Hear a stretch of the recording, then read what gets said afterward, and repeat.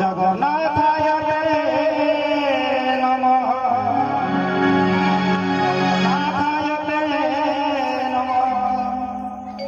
जगन्नाथाय नमः श्रीक्षेत्र सिंहद्वार 33 कोटी देवता से जगतनाथ जगन्नाथ कालिया ठाकुर भक्त आत्महराई निवेदन करी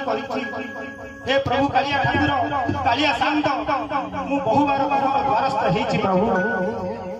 तुमे थरुटे मो घर को आस धन्य हे भक्तर कथा प्रभु अनुपात हेछि प्रभु कहउछन्ती मु जीवी जे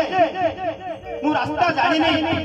घर देखिनी मु जीवी केमिति उत्कलर प्राणकर्ता कहउछन्ती मु रास्ता देखिनी बोली कालिया की कथा भक्त दुखरे कांदी पकाउछि भावना बोली जाउछि निवेदन करी करूछि हे प्रभु आस थरुटे मो घर को आस मु केउथरे उडा करिबि नाही प्रभु तुम नाश लेके सुवा पसिछि तुमरा चंद्रिका में मयूर पसिछि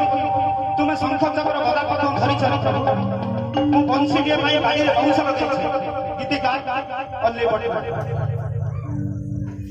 प्रभु बोथिला बे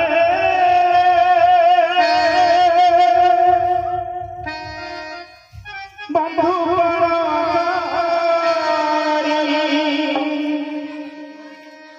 सिंह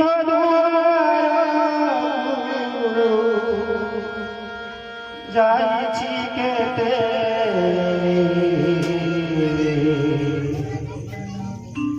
गुहारी करूछि गुहारी करूछि